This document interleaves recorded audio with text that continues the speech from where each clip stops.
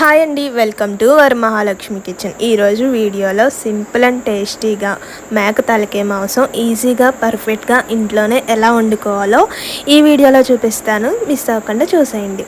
ముందుగా కర్రీలోకి కావాల్సిన మసాలా పొడిని అయితే ప్రిపేర్ చేసుకుందామండి. ఒక ప్యాన్ పెట్టి అందులోకి 2 యాలక్కాయలు, 2 లవంగ మొగ్గలు, దాల్చిన చెక్క, జీలకర్ర, ధనియాలు వేసుకొని కొంచెం ఫ్రై అయితే సరిపోతుందండి.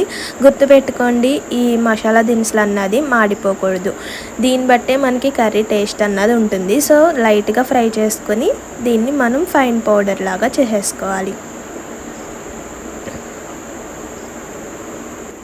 చూసారు కదండి, అలా లైట్గా కలర్ చేంజ్ అయితే సరిపోతుంది.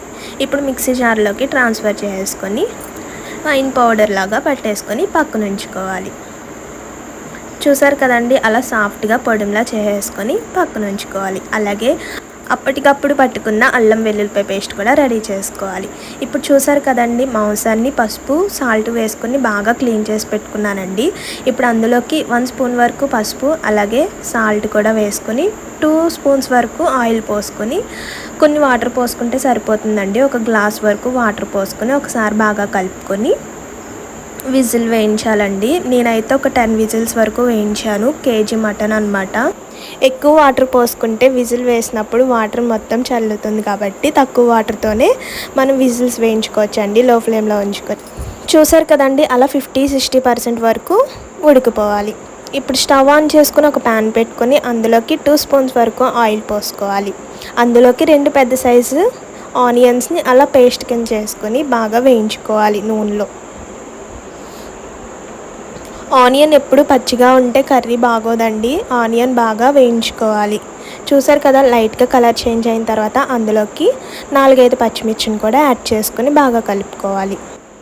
బాగా వేగిన తర్వాత అందులోకి 2 స్పూన్స్ వరకు అల్లం వెల్లుల్లిపాయ పేస్ట్ని వేసుకొని బాగా కలుపుకోవాలి. అల్లం వెల్లుల్లిపాయ పేస్ట్ పచ్చివాసన పోయినంత వరకు వేయించుకోవాలండి. ఇప్పుడు అందులోకి ఉడకబెట్టిన మటన్ వేసేసుకోవాలి. ఈ తలకాయ మాంసం కర్రీ అన్నది హెల్త్కి చాలా అంటే చాలా మంచిదండి. ఈసారి ఎప్పుడైనా వండాలి అనుకుంటే ఈ ప్రాసెస్లో వండి చూడండి. అసలు తలకాయ మాంసం ఇష్టం లేని వాళ్ళు కూడా చాలా ఇష్టంగా తింటారు. చూసారు కదండి, అలా ఉడకపెట్టిన మటన్ మొత్తం కూడా అందులోకి వేసుకొని ఒకసారి బాగా కలుపుకోవాలి.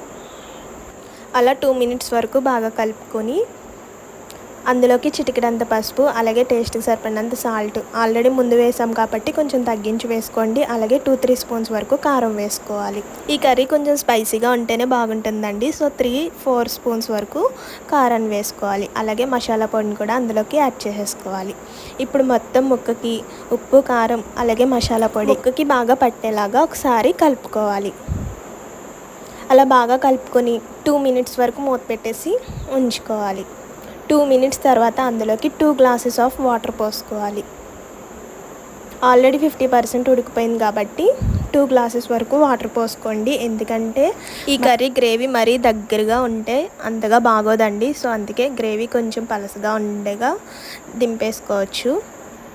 చూసారు కదండి, అలా ప్లేట్ మూత పెట్టేసి ఒక 10 మినిట్స్ వరకు బాగా ఉడకనివ్వాలి. చూసారు కదండి, గ్రేవీ చిక్కపడుతుంది కానీ మనకి కొంచెం పులుసులా ఉంటేనే ఈ కర్రీ టేస్ట్ బాగుంటుంది. ముక్క మాత్రం చాలా అంటే చాలా సాఫ్ట్గా ఉడికిందండి. ఎందుకంటే 50% కుక్కర్లో ఉడకనిచ్చాము, నెక్స్ట్ 50% ఇలా పులుసులో ఉడకపెట్టాం కాబట్టి టేస్ట్ అయితే అద్దరిపోయిందండి. ఈసారి తప్పకుండా మీరైతే ఈ ప్రాసెస్లో ట్రై చేసి చూడండి. అస్సలు వదిలిపెట్టారు. మేక తలకే ఇష్టం లేని వాళ్ళు కూడా చాలా ఇష్టంగా తింటారండి. చూసారు కదండి, అలా వీడియోలో చూపిస్తున్నట్టుగా అలా వస్తే సరిపోతుంది.